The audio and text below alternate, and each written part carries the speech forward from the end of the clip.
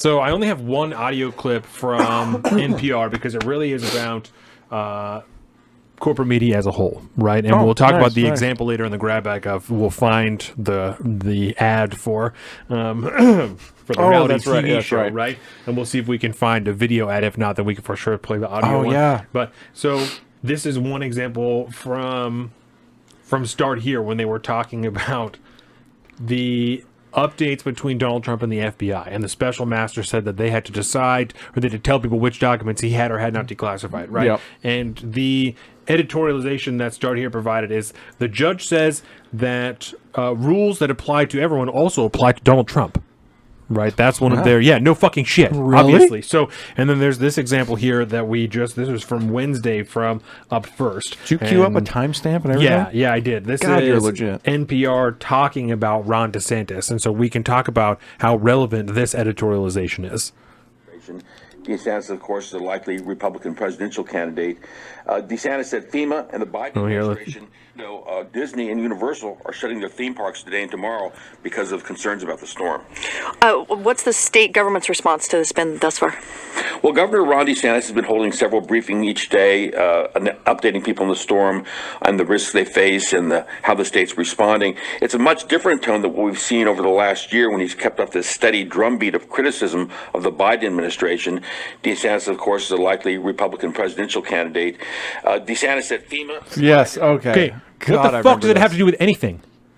We're talking about Hurricane Ian, right? Mm-hmm. We're talking about people dying and the damage and what Ron DeSantis is doing as a leader to try and keep everyone up to date, that he's doing multiple press briefings a day so people can understand what's going on and have current updates. Oh, yeah, he's better than Cuomo. But it's relevant that over the last year he's talking shit about the administration that is fucking everybody over, right? That's super relevant right now. Super. Not how good of a job he's doing leading the response to the hurricane, not the fact that there are pictures of literally dozens of utility trucks lined up in the wait for when the hurricane is gone so they can restore power, right? Give us the green light. Nothing to do with that. That's completely irrelevant. What matters is that he has talked shit about Joe Biden for a year now.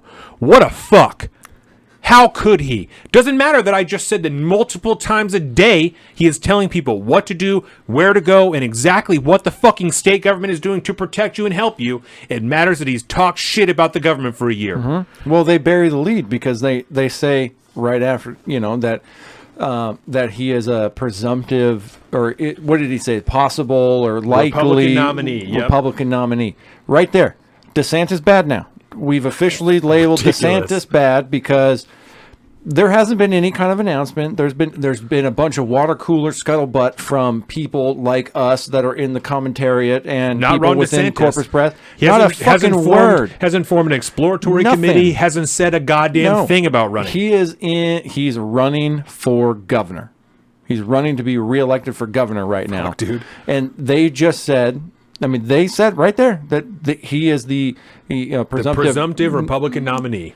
Which is, I don't know where you get that.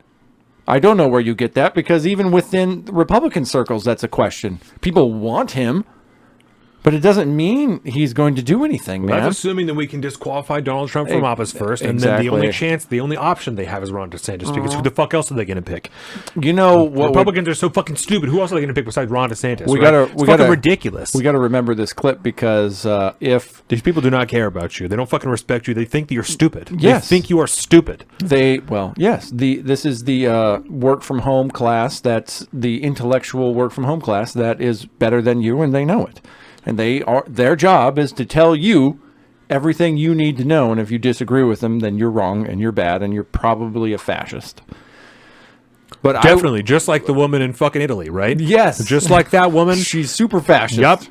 Yep. Her party, years and years and years and years and years ago, was fascist.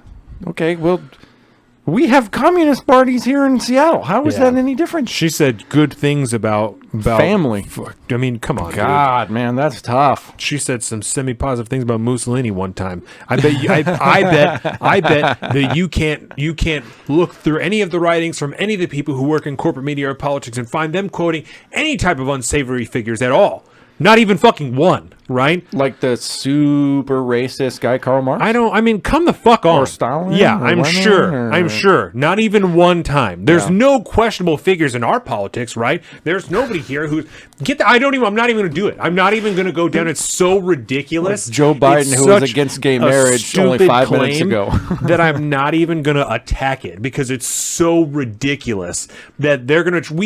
Last week we talked about the actual legitimate left-wing authoritarian fascism that is existing. We talked about it. We highlighted it.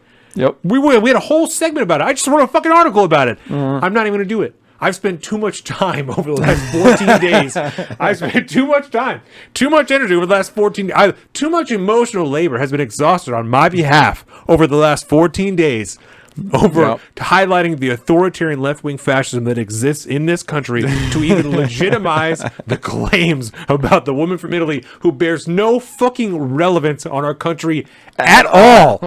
I'm not even going to do it.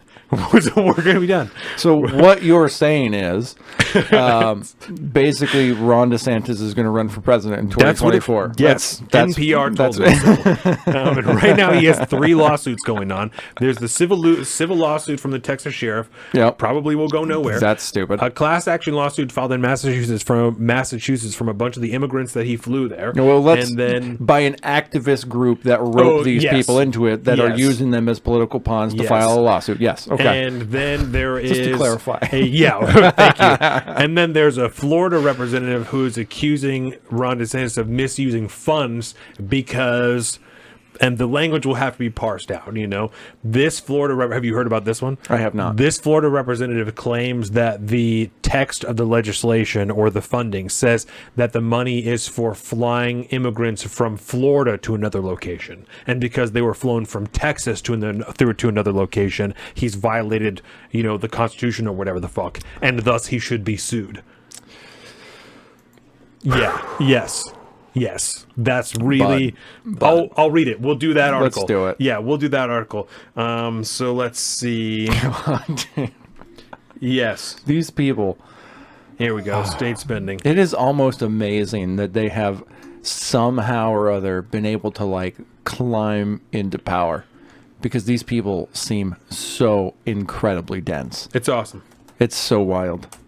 Yeah, so like I said, he's got 3 lawsuits going on right now. A lot of this stems on he still maintains and has read on air. Oh yeah, he read the statute, the agreements, and the agreements that people signed. Yeah, like he has them. And I'm sure they have copies of them because it's the fucking government. Yeah, they have redundancies out the asshole is to fuck people over. You got to remember, he is the smarter version of Donald Trump when it comes to doing the politician Donald Trump. Yeah, the politician Donald Trump, the guy that tries to make the wild political moves and do crazy shit, and if you will, for lack of a better term, political stunts. Right. He has all the I's are dotted, all the T's are crossed before he does this type of shit. And we've seen that time and time again. There's no reason to think that he would have just been Donald Trump. You'd have a question and be like, maybe he did this shit willy-nilly. Who knows? He's not a 4D chess player.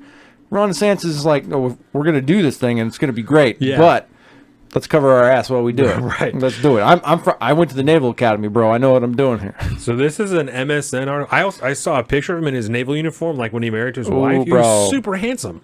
Good looking dude. Yeah, good for him. Good for him. Yeah, I don't know about his wife, but he's super handsome. Good for him. What do you mean you don't know about his wife? She's a classy looking lady. In the picture that I saw, it was not good. I mean, it was not good. This probably looks better than Ted Cruz's wife, right? Hello. Dog. Ted's wife is a dog. He's a dog. And then Ted Cruz. Yes, sir. Yes, sir. Yeah, exactly. Yep. Exactly. I just don't understand why they recruited immigrants from San Antonio to send to Martha's Vineyard. And I maybe just because there's so many of them, maybe just because it was an easy place to access them. Yeah. I don't know why the Texas thing comes in either. Well, I have a feeling because they don't.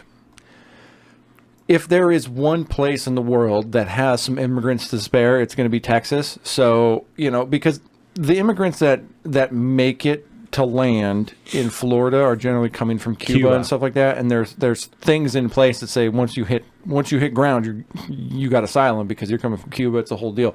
So it's a different type of immigrant that's coming across like that. And so I just have a feeling that, because Ron DeSantis essentially cares about the sanctity of this country. He has problems with borders all the time, and he relies heavily on the federal government to interdict that, Coast Guard primarily, off the shore of his state. Yeah. So he probably is going, yo, wheelchair, how can I help? What can we do here? I'm just saying. You know what? He's Hot Wheels, bro. You know what? Hot Wheels.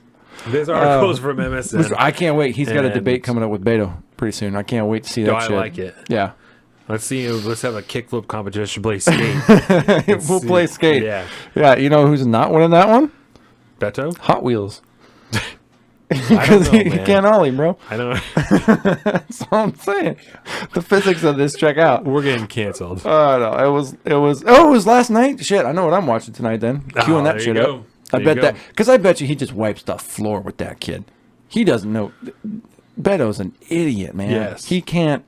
Like Kamala is kind of a low bar on the IQ level, but Yeah. Beto is, I think, below that. The best got to be good. The best Beto thing was when Ben Shapiro was covering him, and he said, "Kickflip, bong rip, Beto's in." Yeah. And I was like, "That is so good. So good. That is so good." Hey everybody, Colin here from Salt the Streets. Thank you for watching today's edition of Salty Shortz. If you liked what you saw, please be sure to check out the full episode right here on the Salt of the Streets YouTube channel. Please give us a like, comment, subscribe, and be sure to share this with all your friends. And you too can become a spreader of the message of liberty. Thanks. Welcome to the Salt of the Streets, coming at you every week with this food for thought. Hope you ready to eat.